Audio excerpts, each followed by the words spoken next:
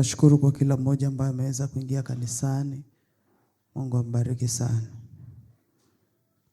Ni neema kuingia katika nyumba ya Mungu. Ni neema. Tunaishi nyakati za uharibifu. Tunaishi nyakati ambazo wengi wamechoka. Tunaishi nyakati ambazo watu hawamtaki Mungu. Tunaishi nyakati ambazo visababu vimekuwa. Kwa hiyo tunapoona watu wawili watatu wanaingia kanisani, tunamshukuru Mungu kwa sababu tuko nyakati mbaya sana sana. Na nyakati ambazo tuko nazo sasa, ni lazima kila mmoja mtafute Mungu kibinafsi, sio kundi. Lakini wewe mwenyewe upiganie wokovu wako mwenyewe. Kwa sababu kama utakaa useme na fulani nilimuona hajakuja, na fulani hajakuja, na fulani hajakuja, mpendwa, utabakia kwenye mataa, parapanda italia, utabaki. Hapa ni wewe mwenyewe na Mungu. Kuna mama, hakuna baba, kuna mtoto, hakuna shangazi. Ni wewe mwenyewe na Mungu wako. Pigania wokovu wako, kwa sababu tutatoa hesabu ya kile chote ambacho tumefanya sisi wenyewe. Manake ni kila mtu atatoa hesabu peke yake. Pale hautasema ni kwa sababu, ni kwa sababu, ni kwa sababu. Lakini utatoa hesabu tu. Hakuna mahali utakwepa. Bwana Yesu asifiwe. Kwa hiyo tunamshukuru Mungu kwa sababu Mungu ni mwema, na tunaona neema yake inaendelea kuwa juu ya maisha yetu siku baada ya siku. Amen. Nitaendelea na somo ambalo tulianza, na inasema tutatoa hesabu kwa kila neno mbele ya Mungu. Tutatoa hesabu ya kila neno mbele za Mungu. Nikafundisha na nikaanza nikasema, ulimi ni kiungo kidogo ambacho kiko katikati ya mwanadamu, ya mwili wa mwanadamu, lakini kina faida yake na kina madhara yake. Na tukaona madhara ambayo yanasababishwa na ulimi. Watu wengi wameumia na watu wengi wamekosa kuendelea kwa sababu ya ulimi. Kutokana na maneno yao, kutokana na vile wanavyoongea, wengi sana wamefika mahali ambapo wanajipata maisha yao inakuwa sio poa, kwa sababu waliongea bila kujielewa. Kwa hiyo kama kuna jambo ambalo unastahili ujiazari nayo katika maisha, ni ulimi.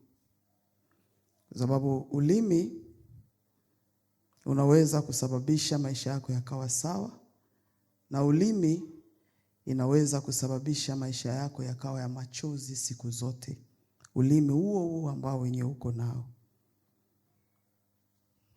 Tasoma katika kitabu chetu ambacho tulianzia nacho, Mathayo 12:36 na 37.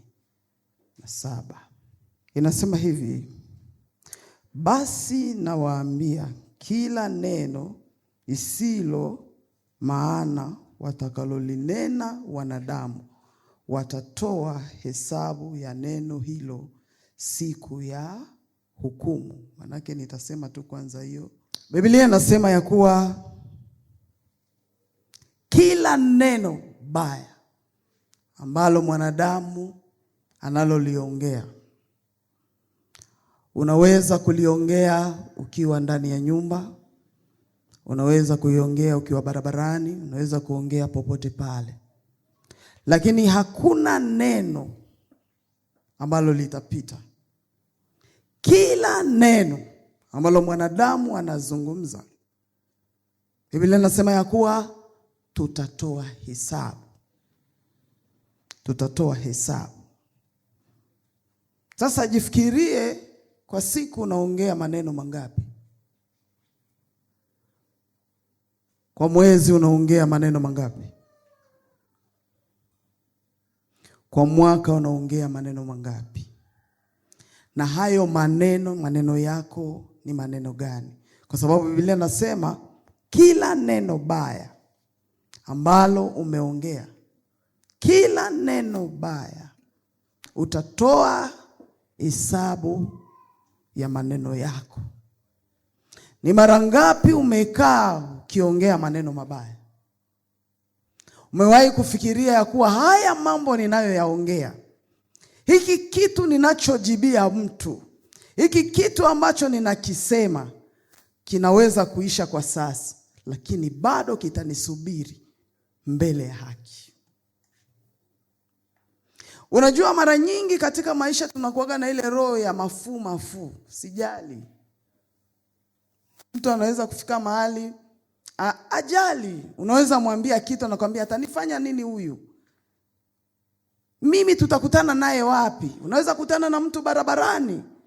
Unaweza kutana na mtu njiani, ukamkwaa tu, kuliko kumwambia nisamee.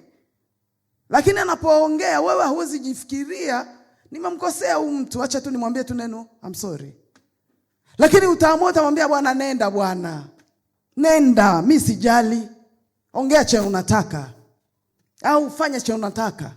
Lakini haujui mnaweza kuachana hapo, lakini hili neno litakufuata maisha yako. Na watu wengi wanaishi chini ya laana na mateso kwa mambo waliyoyaongea wenyewe. Ulilisahau likapita, lakini linafuata maisha yako. Kwa mfano, Biblia inasema ya kuwa mtu alaanie baba yake na mama yake, taa yake itazima. Hivyo ndio Biblia inasema. Maana yake mtu wowote unapodharau mzazi wako, unapoongea vibaya mzazi wako, unapotukana mzazi wako, Biblia inasema taa yako itazima wakati wa giza. Kwa hiyo wakati wa giza tunahitaji taa. Lakini Biblia inasema anayedharau, ni nini inafanya wewe udharau? Ni maneno ya midomo yako. Mzazi anapokuambia unaweza mtukana, ukasema namtukana tu, atanifanya nini? Tuko sawa. Lakini hujui yale maneno yako yatasababisha maisha yako, taa yako izime. Na ndio maana unajipata unaweza kuingia kanisani, watu wanajishika matama, watu wanakuwa ni wale watu ambao unaona ni wa huzuni, kwa sababu ya mapito anayoyapitia. Wajui kama kuna mahali aliongea na taa yake ikazima.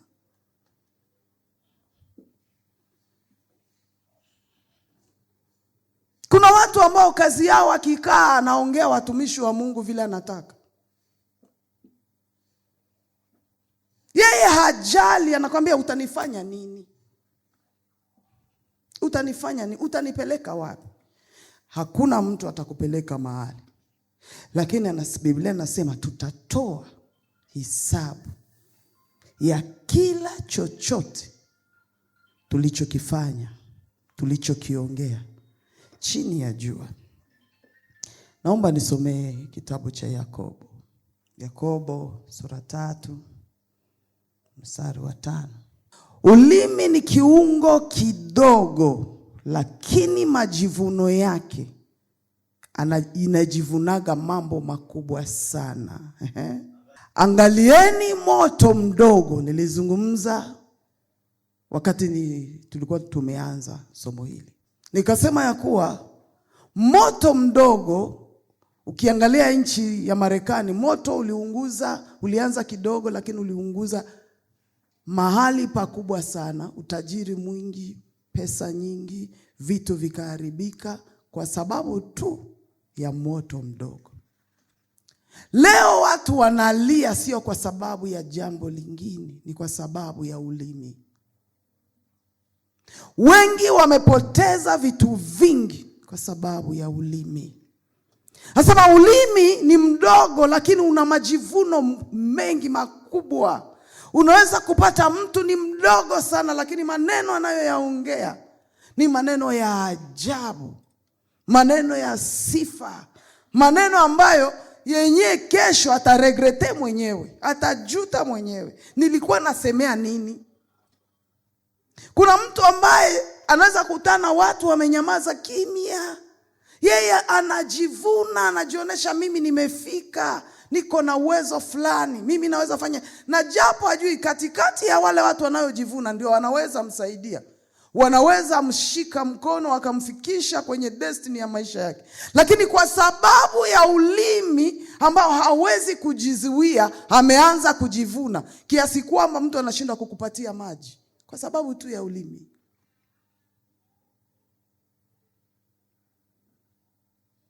Ushaona afika tu fasi, mtu anakuambia unaona gari yangu iko garage, unaona nyumba yangu nilikuwa napangisha nyumba fulani, nilikuwa napangisha nyumba fulani, na saizi naona kama wale wapangaji nitawatoa. Na yeye hana hata kibanda. Lakini akifika mbele za watu anataka kuambia watu kuwa yeye kabisa amefanyikiwa. Na hao watu wangemsaidia wamfikishe mahali, watu wangembariki. Lakini kwa sababu ya ulimi wa majivuno ambao unawakaga ni maneno madogo lakini yatasababisha machozi na shida. Leo kuna watu ambao hawawezi kutembea mahali. Unaweza kutana hata na wahubiri, anasimama kwenye madhabahu anajitapa, niko na hichi, niko na hichi, niko na hichi. Watu wanakupigia makofi uko nacho. Lakini ukirudia kwa nyumba unaanza kukopesha madeni, hauna chochote. Kuna watu wanateseka hivyo. Niko na magari, niko na kanisa la watu 700, 7,000, 8,000. Mimi natumaga mizigo inatoka China inakuja hapa, na hauna chochote. Majivuno ya ulimi ni makubwa. Lakini sasa watu wanapokutazama wanaangalia, huyu ndo alikuwa anaongea hichi, alikuwa anaongea hichi. Unajipotezea heshima kwa sababu hukulinda mdomo wako. Ya nini utuambie kitu ambacho chenye hauna, na ukifanya unataka nini? Ni kwa sababu ya ulimi wako, hutaki kuuzuia. Kama nimekula sukuma, acha nikule sukuma, nikwambia nimekula sukuma. Lakini kwa nini usimame mbele za watu useme uongo? Biblia inasema tutatoa hisabu. Tutatoa hisabu. Kuna mtu anaweza kuja akashuhudia kitu ambacho Mungu hajafanya. Mungu hawamsaidiagi katika ufalme. Siko hapa nisimame nianze kushuhudia vitu ambavyo havijafanyika. Unajua, niliamsha kiwete, nikafanya hivi, nikafanya hivi. Kazi ya kuamsha viwete ni Yesu. Kazi ya uponyaji ni Yesu. Lakini siko hapa kusimama kujivuna kusema, nimefanya. Kila chochote kinafanyika kwa ajili ya Mungu, ni yeye anatia mkono. Kwa hiyo siko hapa kujiinua na kusema nilifanya. Sifanyi, lakini ninafanyishwa kwa sababu ninaweza mambo yote katika yeye anitiaye nguvu. Pasipo yeye sitaweza. Kwa hiyo hatuko hapa tuseme maneno ya kujivuna na kujipiga kifua. Wakati mwingine unajipata ulimi unasababisha tunaacha kuinua utukufu wa Mungu, tunainua majina yetu. Hatukuitwa kusema majina yetu, lakini tuko hapa kulitaja jina la Bwana wetu Yesu. Kwa hiyo Biblia inasema ulimi ni kiungo kidogo, lakini ina majivuno makubwa sana. Ni mara ngapi umejivuna na huo ulimi wako? Ukijua kile ninachojivuna kitaniletea problem. Wewe unachocha tu. Wanakuita unachochaga. Unasema. Lakini Mungu ile kusema, ukitoka pale hakuna hata mtu anakupatia shilingi 2. Hakuna mwenye anakupongeza, ni kweli. Halafu unaenda kwa nyumba, unaanza kusema nilisema nini? Bwana, niliongea vitu ambavyo havieleweki. Si ningeongea na ule mtu kitu fulani ambayo angenisaidia mahali. Watu wengi wanateseka kwa sababu ya ulimi. Inaendelea inasema nini hapo chini? Na ulimi ni moto. Ulimi umewekwa kwenye mwili wetu, lakini kitu kinacholeta unajisi katika maisha yetu kwenye mwili wetu ni ulimi. Watu wengine hawezi saidiwa kwa sababu ya ulimi. Biblia inasema ulimi ni moto. Si kila neno unafaa uongee.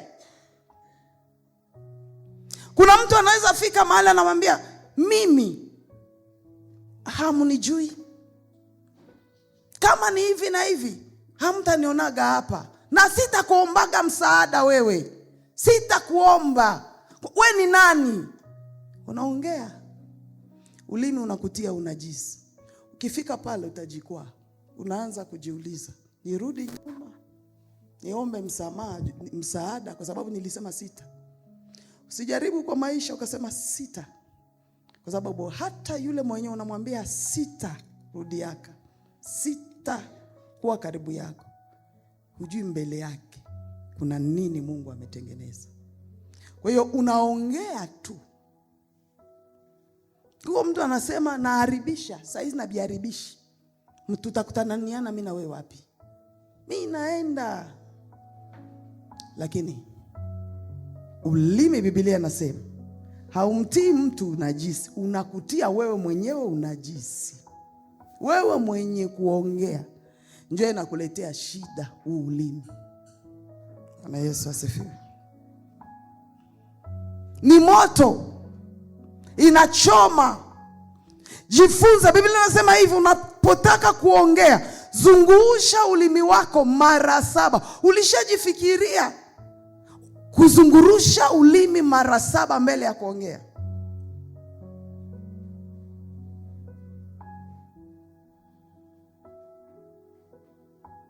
Juu mtu tu amesema tayari usharukia ayamaliza neno ushaongea. Na haujui kila unaongea saizi. Utaomba msamaha ndio, lakini mtu ambaye umemwambia kitu atakusamehe, lakini anabakiaga na kujifikiria. Na anakuweka kwa kitengo fulani na kujua wewe ni mtu fulani. Kwa hiyo mahali pa heshima fulani unaweza kukosa kuwekwa kwa sababu wanajua wewe unakuwa na shida ya ulimi. Kwa hiyo tukikuweka mahali ambapo kuna siri, mahali ambapo kuna mambo mazuri makubwa, tukimuleta huyu kati yetu, vitu yote vitaharibika mapema. Kwa hiyo wewe unachekewagwa, wewe watu wanakuwekaga kwa level fulani, lakini kwa level nyingine hauwezi kufika. Kwa sababu gani? Ulimi. Ulimi.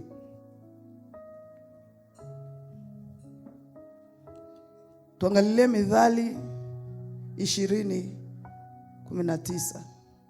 Biblia inasema wazi, mtu mwenye kupenda kuongea sana na mtu mwenye hakuagi na siri hata ya kujificha maisha yake mwenyewe, Biblia inasema usishirikiane naye. Unajua kuna shida sana, watu wanapendaga kushirikiana na watu wenye kuongea, kwa sababu yeye linamfurahisha, kwa sababu anamletea maneno. Lakini acha nikwambie, maneno mengi yanaharibu maisha yako, yanaleta vikwazo, yanakufanya uwe na huzuni. Juu kila wakati mtu akikuletea maneno mabaya kila dakika anakuchoshaga moyo. Anakufanya, Biblia inasema imani huja kwa kusikia neno la Mungu. Na hivyo imani mbaya inakujaga kwa kusikia maneno mabaya. Lakini Biblia inasema jitenge na mtu wa kuongea, wa kutoa maneno hata siri yake anaitoa, jitenge naye. Kwa sababu usifurahie vile anakuletea, na wewe ukitoka pale atapeleka yako. Uko watu wanakujaga kanisani, anakaaga hivi anaangalia. Anaona ule anakaaga kwa mchungaji. Sawa. Ndamtafuta. Anaanza kumuongelesha. Anaanza kumuuliza, na kule kwenye unaishi panakaaga aje? Ule mtu anamwaga kweli na uongo. Wewe unafurahi. Sulitaka habari, anakupa habari. Inakusaidia. Na katikati ya ile habari hautanyamaza. Hata na mimi naonaga. Hata mimi najuaka. Hata hivi na hivi. Hata hivi na hivi na hivi. Wakati unapoongea, jua Biblia inasema maneno yote mabaya tutatoa hisabu mbele za Mungu. Kwa sababu wakati mwingine tunadhani tumeokoka tunakwenda mbinguni, lakini kulingana na maneno yetu yatasababisha tusione ufalme wa Mungu. Sio kuja kanisani kutetemeka, sio kuja kanisani kutoa machozi mengi ndio tunaingia mbinguni, lakini ni kutembea sawa sawa na mpango wa Mungu. Biblia inasema linda sana moyo wako kuliko vitu vyote. Juu wakati unalinda moyo wako, juu ndani ya moyo ndio kuna chemi ambayo inakusababisha uongee. Tunajua mtu au maisha ya mtu kulingana na maneno anaongea. Juu ukiwa mtu wa kutukana na tukanana ndani yako, kwenye chemi yako ya moyo, wewe unakuwa hivyo.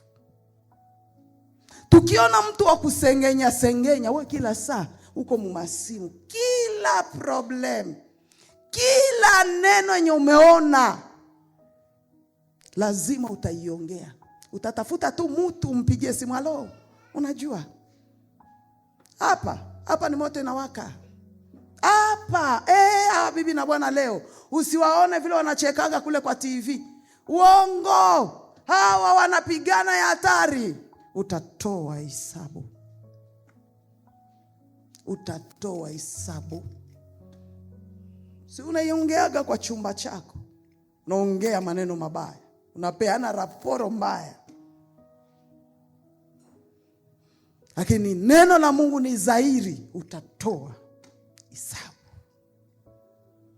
Biblia inasema ulimi ni kiungo kidogo, lakini ulimi huo wenye uko nao unaweza kukufanya ufike kwa president. Unaweza kufika kwa wafalme. Unaweza chaguliwa au kusoma au kufika mahali, lakini kuongea kwako kwa hekima kutakufikisha mahali pa heshima. Lakini huo ulimi utakufanya na madigrii zako na jinsi unajiona unajua sana, ikakufanya maskini bure, ambaye hakuna mtu mwenye anakuona na kuheshimu. Anasema nani ule nimuleta mubi yangu, ataniharibishia juu ya ulimi wake. Mara ngapi umeongea vitu havifai? Unajua vile mtu anajipresentaka kwa mtu, vile anaongea ndio vile mtu anajua huyu ni mtu fulani, huyu ni mtu fulani.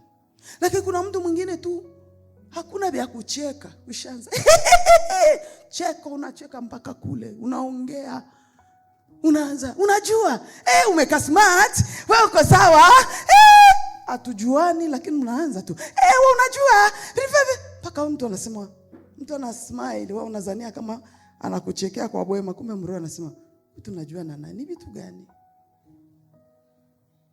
Mbona anatoa sana maneno? Unajua kwa sali moja utatoa historia ya maisha yako, ya kwenu, ya babu yako, ya shangazi yako, yote ushaimaliza. Mtu anabakia na kuangalia, lakini akitoka pale anasema huyu mtu ambaye level yake Najua hata kuna watoto wana hekima. Sijui kama mtu anaweza sema wewe level yako ni gani. Kuna watu wanawaita asema ni kiburi, lakini sio kiburi, ni hekima. Hataki kuongea kila kitu ambacho hawakumuuliza. Ni mara ngapi unaongea vitu zenye hawakukuuliza? Nilizungumzia hiyo nyingine nikasema watu wengi, ndoa nyingi zimeharibika kwa sababu ya kuongea. Wewe ukuwe na mwenzako useme mimi nampenda. Napenda bwanangu, napenda bibi yangu. Lakini wewe ndio unatoa aibu yake. Huyu bibi yangu akilala anatoaga hewa pup. Unaambia watu, huyu bwanangu au huyu bibi yangu anakuwa hivi. Alafu ule mume wako au mke wako anaposikia, atasikia aje? Upendo utazidi au ataanza kujifunza kukaa na wewe kiakili? Ulimi sio kila kitu cha kuongea.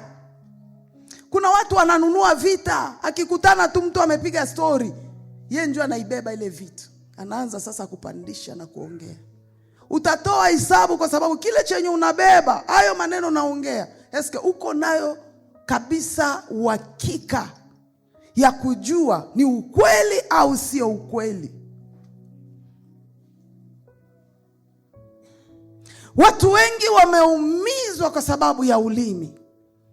Kuna watu ambao leo wana vidonda ambavyo haviishi kwa sababu ya maneno, kwa sababu ya watu fulani ambao hawakulinda ulimi wao. Umeona mtu tu barabarani amesimama na kijana fulani au na mtu fulani, ujui bia wako naongea, ushaenda kusema nimeona mke wako anasimama na mwanaume fulani. Na hiyo imeinua chuki, yule mtu ameachwa kwa sababu ya kile wewe uliona ukaenda kukisema. Si kila kitu cha kuongea, sio kila kitu. Biblia inasema ulimi ni moto. Kila ambacho unachokisema saa hizi kitaleta shida kesho. Jifunze kuelewa, kujua ninaongea nini leo. Biblia inasema heri wapatanishi, maana watamuona Mungu. Ni mara ngapi umetenganisha watu kwa maneno yako? Ndugu na ndugu umewapiganisha kwa sababu unajua uko hapa katikati, mimi nitaleta maneno. Biblia inasema achonganishaye mtu na ndugu yake ni mchawi. Lakini wakikuita mchawi utakataa. Lakini si wewe ndio umeleta shida kati ya wandugu kutukanana. Hao huyu na huyu umeingia katikati juu ya ulimi. Na huku ibada ikianza unatuinulia mikono, lakini hujui moto ambao umeuasha kwa sababu ya ulimi wako. Leo ndugu hawapatani juu ya maneno yako. Leo watu ambao walikuwa na umoja na ushirikiano hawako kitu kimoja kwa sababu ya maneno yako. Bali ninyima bugali, bali nifanye kama bana kunyima bugali, sijinunulie wewe bugali wako. Mnanishangazaga sana. Kama mtu amekunyima chake, si wewe upiganishe upate chako. Acha mdomo, upiganishe upate chako. Lakini acha kuongea, hautafikia hatima yako kwa sababu huku nyuma umeacha moto. Biblia inasema ulimi ni moto unaowasha. Unaongea vitu vingapi katika maisha yako vyenye havikuangalia? Hivi vitu vingapi unaongea? Biblia inasema jitenge na mtu mwenye kuongea sana, mwenye hafichagi siri. Jitenge naye. Sio maneno yangu, lakini ni Biblia. Jitenge. Usizanie ni rafiki yako anaua maisha yako. Mtu mwenye kila saa hakuletei tuende tukachimbe hata mashimo tupate pesa, tuende fasi fulani tubebe hata mabati tupate pesa, tufanye, hakwambii maendeleo. Hakwambii ukikaa tu na yeye Yeye anaanza kuambia, unajua ile siku ilikuwa hivi, ile siku ilikuwa hivi, ile ilikuwa siku. Hakika kidogo tena nakumbuka, na hiyo siku ilikuwa hivi, na hiyo siku ilikuwa hivi. Huyo mtu sio mtu wa amani katika maisha yako. Biblia inasema jitenge na mtu kama huyo. Jitenge naye. Jitenge naye. Atakuharibishia, kwa sababu ulimi ni moto, nao unaleta unajisi kwa mtu mwenyewe binafsi. Wakati unaongea sana, unajaribisha mwili wako mwenyewe, maisha yako mwenyewe. Soma hata vitabu kama umeshindwa kunani. Soma hata vitabu. Imba, msifu Mungu. Ulimi wako huo wa kumtukuza Mungu. Ulimi wako huo wa kupatanisha. Unajua mimi mara nyingi sana, sisemi tu kwa sababu nasema, mimi naweza pigwa vita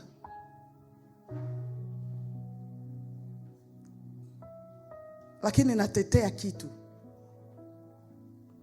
Natetea kitu. Najua hapa kuna, nakijua kabisa hapa huyu mtu amefanya hivi, lakini nikijaribu kuisema, mtu anaweza kuja kabisa, anaweza taka kunishambulia, na mimi najua ukweli lakini nanyamaza. Nasema tu nikisema hii ukweli itaumiza huyu mtu sana. Itamuumiza. Sasa mtu ananyamaza, na mara nyingi uongo unakujaga na lift, lakini ukweli unakujaga na stairs. Unakuja pole pole, lakini siku moja mtu atajua huyu mtu alisemaga ukweli. Au mtu kunyamaza yake, mbona alinyamaza? Kwa sababu kuna sehemu ya jibu katika maisha ni kunyamaza. Sio kila kitu cha kuongea. Sio kila kitu. Leo kanisa zinaweza kuwa watu wanakosa kukaa kanisani kwa sababu kuna mtu tu alikuja akaanza, unajua hii kanisa yetu anasema, inamfanya kuliko ule mtu akae kanisani, ule mtu anaondoka. Kwa sababu ya ulimi tu unamkosesha neema na baraka za Mungu. Unamtupa nje. Kuna wengine saizi hawaendi kanisani. Alikutana tu kanisani hapa, mtu akamwambia toka twende kwenye kanisa fulani. Wakaenda kwenye hiyo kanisa, sijui alikutana na nini na vitu gani, mtu anageuka mpagani kabisa. Mtu anabakia nyumbani. Ni nani aliyemharibu? Ni wewe tu uliyeongea. Utatoa hisabu ya huyu mtu aliyepotea. Ulimtoa kwa utukufu wa Mungu, ukabadilisha maisha yake kwa ajili ya maneno yako. Utatoa hisabu. Utatoa hisabu. Si unajua kuongea? Mnakutana mnasema sisi ni kabila moja, mnaanza kusengenya. Mnakutana sisi tulisoma pamoja, mnakutana sisi ni watoto wa nyumba moja. Lakini Biblia inasema tutatoa hisabu ya kila kitu tulichokifanya. Mhubiri sura 3 na mstari wake wa 7. Kuna wakati wa kila jambo chini ya jua. Biblia inasema kuna wakati wa kurarua na kuna wakati wa kushona. Hivyo hivyo kuna wakati wa kusema na kuna wakati wa kunyamaza.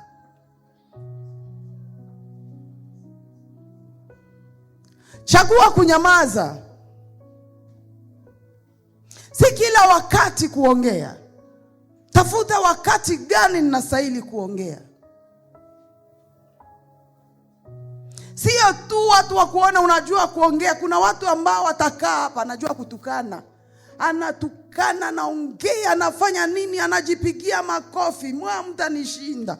Ndio wanadamu hawatakushinda, lakini kuna Mungu. Biblia inasema ya kuwa kila neno baya alilolisema mwanadamu atatoa hisabu ya kazi aliyoifanya, maneno aliyoyasema. Sema sana, ongea sana, lakini utatoa hisabu. Unajua Biblia inasema mwenye akili na mwenye ufahamu apime siku zake chini ya jua. Maisha ya mwanadamu yamepimwa. Hatuishi hapa milele. Umilele ni mbinguni. Kwa hiyo yale unayoyafanya saa hizi, unaonekana unajua kutukana, unajua kuongea. Biblia inasema ulimi ni kiungo kidogo, lakini ulimi ni moto. Umesababisha watu kulia. Umesababisha watu kuteseka. Umesababisha watu kujilaumu katika maisha. Mpaka anakaa chini anasema, kama huyu mtu asingenisemeaga hivi ningekuwa fasi fulani. Kama huyu mtu asingeongeaga kitu fulani, tungekuwa hata na amani na mtu fulani. Lakini kwa sababu ya ulimi, huyu mtu akatupwa nje, akapitia mapito, maumivu na shida. Wewe unasema, nani atanipeleka fasi? Kuna Mungu mbinguni ambaye kila chochote unachokifanya utakilipa. Biblia inasema, akipandacho mtu ndicho atakachokivuna. Unapanda maumivu kwa watu kwa sababu unajua kuongea. Unapanda maumivu kwa watu kwa sababu uko na watu wengi ambao utaenda kuambia uongo, lakini utatoa hesabu na utalipa kile ambacho umefanya. Kuna wengine leo hawezi kuitwa kwenye madhabahu kwa sababu kuna mtu alikaa mahali akasema, akatunga jambo, akasema huyu mtu ni shetani, huyu mtu ni kahaba, huyu mtu ni mtesi, huyu mtu ni mtu mbaya. Mahali ambapo mtu angepata kibali, mahali ambapo mtu angekubaliwa kwa sababu ya ulimi wako, huyu mtu anapitia mateso. Jua utatoa hesabu, na kila unachokipanda utakivuna. Wakati mwingine Biblia inasema kila kitu na wakati wake. Inaweza kuwa umeongea sana na umesikika sana, na watu wameamua kukusikia, na wengine wanatoa machozi, wanakuhurumia, wanasema hao watu ni watu wabaya, lakini mbingu itaongea. Mbingu itaongea. Mbingu itaongea. Na wakati mwingine hauonekani hata mtumishi wa Mungu kwa sababu kuna mtu tu amekuharibishia. Unamtumikia Mungu, unajitoa kwa Mungu, lakini kuna mtu tu amekaa chini, nitamharibishia. Lakini Biblia inasema kila wakati na majira yake. Mtu ambaye ananyamaza na wewe unaendelea kuongea, kuna siku ukweli utakuwa wazi. Kwa sababu si ni mbegu unapanda. Bwana Yesu asifiwe. Kwa hiyo amua wakati unaofaa wa kuongea. Jua hii ni wakati mzuri mimi niongee. Amua tu. Chagua neno ambalo unaweza kuongea, au neno linalofaa kuliongea. Ukiona hili neno nikiongea litasababisha watu wapigane, hata kama ni la kweli, nyamaza. Ukiona tu hii neno ndio huyu amenifanyizia, huyu alisema, alilisema ndio, lakini nikiendelea kuliongea linaleta hasira. Biblia inasema jawabu la upole utuliza hasira. Kuna watu wanaweza kuwa wanawakiana moto, lakini wewe ukileta neno la hekima, la utulivu, linatuliza hasira. Lakini kuna mtu yeye kazi yake iko hapa katikati kumwanga petroli. Mambo yanataka kushuka, anasema hapana, na jana alisema hivi, na alifanyaka hivi, na unatoa na macho, utalipa. Sio ndio unajiona kama uko ajabu. Utalipa. Utalipa, na sasa utalipa. Dunia yote itakuona. Mungu humwacha mtu ili aweze kujirudi. Lakini kwa akili ya mwanadamu ya upumbavu, anajifikiria yeye amefika. Mbona nilisema jana, mbona nilisema mwaka ule, mbona nini linifanyika? Huo unapanda magugu kwenye shamba lako. Sasa itaanza kukomala. Benzako wako na chuma mahindi, wako na chuma maembe, wako na chuma magugu yenye haitakusaidia katika maisha yako. Chagua kitu ambacho kinafaa katika maisha yako. Maisha yako yana nguvu, au maneno ya mdomo wako yana nguvu juu ya maisha yako mwenyewe binafsi. Usifurahie watu wakufurahie juu unajua kuongea, au unajua kutukana, au unajua kuchonganisha. Usifurahie yake. Sasa utalia mwenyewe. Au utalia na hao watu wako na kupatia masifa. Jua maneno yako kuyapima. Hii neno niko naongea itasaidia huyu mtu aje? Hii neno niko naongea italeta amani aje? Hii neno yenyewe niko naongea sahihi itaunganisha watu aje? Hii neno wewe mwenyewe unapima, unasema singetaka watu wagombane, acha niwalete pamoja. Alafu mtu akuleta watu wamoja, mara nyingi watu wanamuonaga ni mjinga. Sasa tunajuaga ule yeye kazi yake tu ni kuunganisha. Sitaki taa yangu izime, nataka taa yangu iwake. Lakini wewe mwenye unapenda kuongea sana, unasababisha taa yako kuzima. Maana unasababisha neema yako na baraka zako katika maisha yako kupotea. Petro wa kwanza sura 3 na mstari wa 10. Atakayependa maisha na kuona siku njema, auzuie ulimi wake usinene mabaya, na midomo yake isiseme hila. Ni mara ngapi umefunga Mungu akubariki? Siku yako iwe baraka. Ni mara ngapi umelia umesema maisha yangu hayako sawa, nataka Mungu anibariki? Lakini Biblia inasema hivi, ukitaka kuiona siku njema, siku ya baraka, zuia ulimi wako. Usiseme ila, usiseme mabaya. Hapa sasa hivi tumelamuka. Ni raporo ngapi tushapeana mbaya?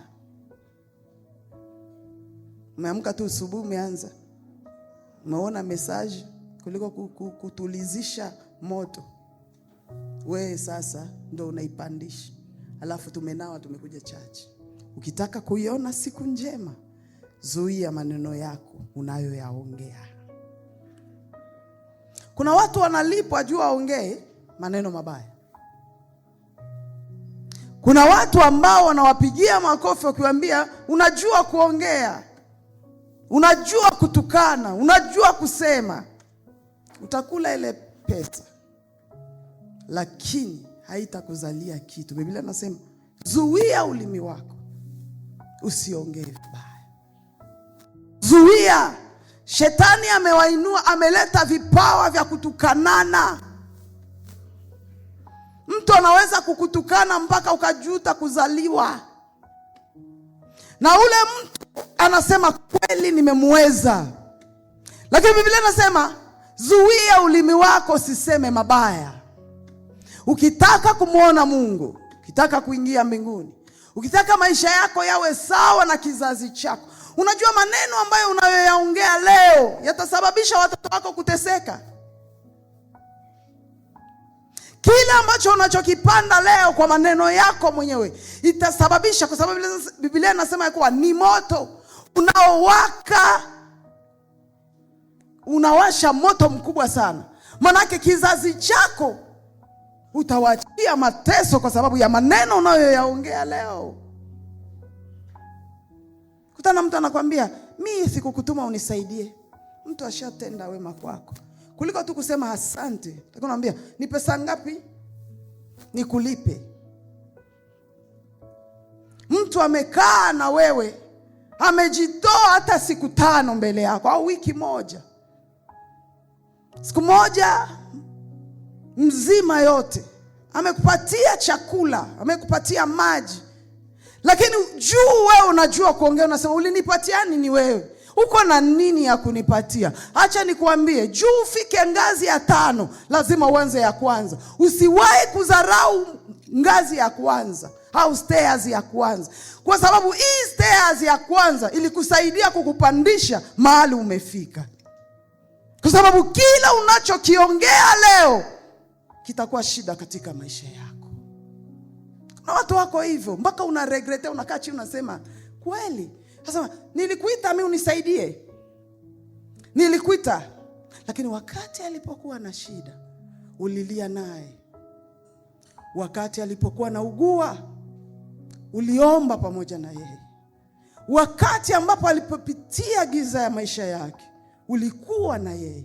Lakini wakati ambapo Mungu amemfikisha mahali, anakuambia we ni nani? Na mara nyingi watu wanakumbuka mabaya. Anakumbuka siku ile ulininyimaka chakula. Hakumbuki mema.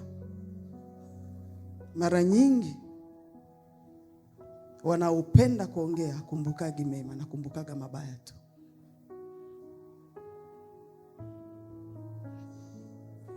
Kuwa mtu wa shukrani. Hata aliyekupatia maji mwambie asante. Kuwa mtu wa shukrani. Hata mtu ambaye amekuinua kwa kazi ya Mungu mwambie tu asante. Inawezekana wewe katika huduma yako haubarikiwi au uinuki sana, lakini ulisababisha wengine wakainuka. Patia ule mtu heshima. Sio kwa sababu leo uko juu unaongea kile unaweza kuongea. Kuna Mungu mbinguni anasema anawashusha wenye kiburi na anawainua wanyenyekevu. Linda mdomo wako, maneno uko naongea. Jifunze kuongea. Chagua muda wa kuongea, si kila kitu cha kusema. Leo hatuna watoto. Nakutana mtu mdogo anamtukana mtu wa miaka 70. Unamsimamia mtu wa miaka 70, 80. Unamwambia nyamaza, we mchawi, we mjinga, we nini. Unajitengenezea maisha mabaya. Chunga mdomo wako, kwa sababu heri unyamazi kuliko kuongea, kwa sababu kila unachoongea kitakupiga kesho. Unaweza kuwa sio mwaka huu, sio mwaka kesho, sio miaka 10, lakini ukajipata baada ya miaka 20 lile jambo likakuja katika maisha yako. Haina haja kutukana mtu. Nikimpata mama hapa ananiambia vitu vinaniuma sana, kile nitachagua ni kumwangalia na kunyamaza kimya. Kwa sababu kwanza umri wake na wangu hatuko sawa. Najua vizuri sana anaweza kuwa amenikosea huyu mtu mzima. Watu wanasemaga mtu mzima ovyo. Anaweza kuwa mtu mzima ovyo. Lakini wewe chagua ule uovyo wake, wewe usirudishe ukawa muovu zaidi. Chunga ulimi wako. Haina haja kumjibia. Haina haja kumuongelesha. Sema nakuheshimu kwa miaka yako. Na kuheshimu kuna Mungu mbinguni atanitetea. Unajua unapomwachia Mungu akutetee, Mungu anakuandaliaga meza na anakupatiaga heshima. Lakini wakati mwingi hatufanyikiwi na kuendelea kwa sababu tunajua kuongea sana. Mtu anaongea na wewe unashasema. Mtu anaongea wewe unasema. Hapana! Unasema itakusaidia nini? Hakunaga sheria kwa mtu mzee. Hakunanga. Wewe uko kijana alafu unataka tukupatie sheria. Naweza jua hapa hakuna sheria. Lakini kwa heshima usingemtukana huyo mtu. Funga mdomo. Nyamaza. Hiyo ndio Kristo. Hiyo ndio kulinda maisha yako yawe salama. Lakini ukijidanganya katika maisha yako, ukiwa mtu ambaye kila neno unataka uongee, mpendwa, nataka kukuambia maisha yako hayawezi kuwa mazuri. Watakuweka tu vitengo vya kutokanana, lakini vitengo vingine hawatakuweka. Acha nikwambie, usipokuwa na siri, chochote unaona kwa nyumba ya mtu, chochote unaona kwa mtu, unaongea, hutaona mambo makubwa katika maisha yako. Kwa kila kitu, hata kwa huduma vile tuko hapa, Hii huduma tunahitaji mtu mwenye siri. Kwa sababu ninaweza kukaa pale, mtu anakuja ananiambia niliua. Mimi haiko hapa kwenda kusema niambie mtu asema aliua. Nitamwambia umefanya makosa, tubu na badilisha maisha yako. Imeisha, sina habari ya kubeba neno lako. Lakini kuna wachungaji, mwambie tu jana nilifanya makosa ni kazini. Ulizini na nani? Mara ngapi? Saa ngapi? Uko unabiulizia vyote vya nini? Nabiulizia vyote vya nini? Muombe neema, rehema mbele za Mungu. Muombe Mungu amsamehe. Na muombe kitu njia usiendelee. Na Yesu asifiwe. Lakini kuna mtu tu kimwambia neno sahihi, mtaa wa 15 utasikia. Mtu kama ule hatapata mambo makubwa ambayo mtu ataweza kuja kukuamini, kukuambia. Wao fichaki siri.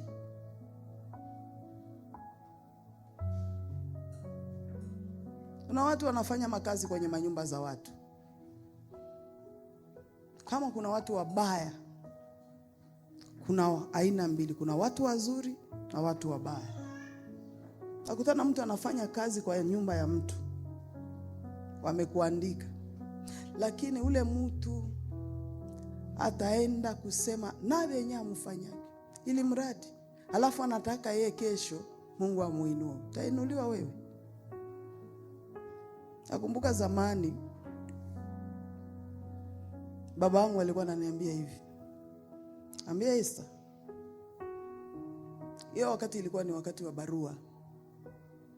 Naambia unajua watu wengi wanatakaga wachunguze wajue vitu. Unaweza chunguza vitu zingine zikakuletea matatizo katika maisha yako.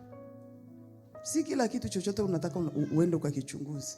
Kuna watu wengine walienda wakafungua machumba za watu wakakutana na mapepo ikawashinda. Ulienda kufanya nini kule na walikwambia usiende kule? Akawa ananiambia kitu cha maana, kama kesho utakuwa mama, utakuwa mke, hata ukiona barua ya bwana yako wameleta, wameandika jina ya bwana yako kwenye ile barua, usifungue wala usiongee chochote. Achana na ile barua, iweke pale. Na alikuwa ananiambia vitu viwili. Kuna barua na hii portefeuille. Hii nani? Wallet ya mwanaume. Babangu alikuwa ananiambia hivyo sana. Anaambia siku utaenda kuolewa, usiangalie barua yenye natumwa jina ya bwana yako. Hata kama wamefungua na wameacha wazi na iko na jina ya bwana yako, usiende kuisoma. Na ukiona wallet ya bwana yako, usifunguake. Nikawa namuuliza kwa nini? Asema unaweza kutana bwana yako alienda kwa njia, bakampatia pesa za nyumba za watu au za kufanya biashara, ukazipata ameziweka kwa wallet. Alafu wakati unamuomba pesa, unamwambia nipatie pesa ya chakula, anakuambia sina. Na wewe unajua vizuri ulienda ukachunguza ukapata mko fulani. Vita itaanzia pale, ndoa itakuja kuharibika kwa sababu ulikimbilia kuona. Achana na maportefeuille ya wanaume. Kama aliweka bomu, acha ipasuke huko kwake, lakini wewe achana naye. Bwana Yesu asifiwe. Kwa sababu kuna watu wengine unampata tu, anataka tu afunue juu apate cha kuongea. Humu ndani mwi portefeuille muko kitu gani? Muko namba za wanani? Kuko kitu gani? Hapana. Bwana Yesu asifiwe. Unaweza funua barua walimwekea bwana yako imtobole macho, inakuja kukutobola wewe. Kuna watu wengine wanaingiaga mashambre za watu, manyumba za watu. Unaenda mpaka chini ya kitanda. Unataka ujue huku chini ya kitanda waliweka pipi. Naona mpaka na kitu fulani. Unataka kukifungula. Sasa utafungula macho inatoka, unasema oh hivi na hivi. Ni nini? Mbona uko kierehere? Mahali walikukaribisha bakia pale. Kama walikukaribisha sitting room, bakia sitting room. Achana na kule ile machumba, achana na ile mambo mengine. Bakia pale kwenye walikukaribishia. Lakini kuna watu kipokea katika maisha yako, anataka aingie mpaka kule chini ya uvungu. Ajue kuna kwa vumbi au kuna vumbi. Na kishaona mdomo wake umekuwa mrefu. Oh, unaona nilenda nikakutana pantalo ya munene hivi. Huyu kumbe anavala pantalo ya hivi. Stroza yapata hivi. binakuangalia kama mtu anavalaka vitu ya munene. Binakuangalia, mbona uongee? Nimeenda nimekutana nguo zake zote ni kubwa kubwa. Binakuangalia nikivaa manguo yangu ya munene. Si ufunge mdomo wako, nyamaza. Unaona ni kitu kidogo, lakini hicho kitu kidogo kinaharibu mtu. Unatoa hadhi ya mtu, heshima ya mtu. Nyamaza. Si kila kitu cha kuongea, hata kama kinaweza kuwa kweli, sio kila kitu cha kuongea. Na Yesu asifiwe. Kwa hiyo watoto wa Mungu, tuchague. Hiyo Mithali 21 ninapoenda kumalizia inasema nini? 23. Mtu azuiaye kinywa chake na ulimi wake atajilinda nafsi yake na taabu. Usipojilinda na maneno, utasababisha maisha yako yaharibike. Hakuna mahali tutakuona tu kwa mtu wa kawaida na mwisho unaenda kaburini, wanakupeleka unaenda. Lakini mtu anayejizuia na kinywa chake na maneno na ulimi wake, analinda nafsi yake asije akaingia kwenye shida. Bwana Yesu asifiwe. Acha kuongea. Uko kwenye kikao wamekuweka hapo, wewe ndio unajua kuongea. Umekuja kwa mkutano, watu ni wengi, wewe unataka tu uongee. Jua kujue tu unajuaga kuongea. Kuko vitu vingine nyamaza. Kuna watu wengine wanajulikanaga, hata uende kwenye mikutano ya kisiasa, ya kikanisa, ya kitu chochote, anataka tu ajulikane nimefika. Si kila kitu cha kuongea. Nyamaza. Usifikirie wale wananyamaza wajui kuongea. Wanajua kuongea, lakini wanajua neno hili linasema, ajizuiae mdomo wake na ulimi wake anatunza nafsi yake asije akaingia kwenye matatizo. Kwa hiyo jifunze kunyamaza. Jifunze kuongea maneno mazuri. Mtu anaweza kuambia uko na wewe ni mjinga, wewe ni mnyama, wewe ni nani, mwambie tu asante. Mungu akubariki. Hautakuwa mjinga wewe, lakini yeye aliyekutukana ndio atakula sawasawa na matunda ya maneno yake. Wewe utakuwa mjinga. Watu wanaweza kucheka, amekushinda, amefanya nini, anaweza uongo. Nafsi yako utakuwa umeilinda. Maisha yako yatakuwa salama. Utakuwa mtu wa maana, wa Valeri. Kwa sababu ya nini? Umelinda maisha yako kutokuwa na ongea. Lakini kuna mtu unaweza kukaa na yeye mpaka utashangaa. Anaweza kuwa ni ndugu yako, anaweza kuwa mtoto wa mamako na babako, lakini anakutoa nje, anakuvula mpaka na nguo ya ndani, anaongea kila kitu. Ndio maana watu wengine hawataki kupokea wageni, kwa sababu unaona, nikileta mgeni kwa nyumba yangu ndio inakuwa chanzo cha mimi watu kwenda kwa nanisema. Watu wengine wameshindwa kufanya wema kwa sababu najua nikimleta mtu katika maisha yangu ndio huyo ataenda kusema, atasema hiki, atasema hiki. Afadhali niishi peke yangu. Watu wengine wamekuwa wabaya kwa sababu ya watu kufanya hivi. Lakini mimi nataka kukuambia usitende ubaya kwa sababu watu wamekufanyia mabaya. Mwenye kusema mabaya juu ya maisha yako, Mungu atamlipa, lakini wewe endelea kutenda mema. Hata kama watu wanakujaga wanakusemea uongo, wewe endelea kutenda mema. Mungu analipaga. Mungu anafanyaga mazuri. Mwenye ule alikutesa na kukusemea vibaya atakuwa chini, lakini wewe Mungu atakuinua. Mungu awabariki sana. Amen.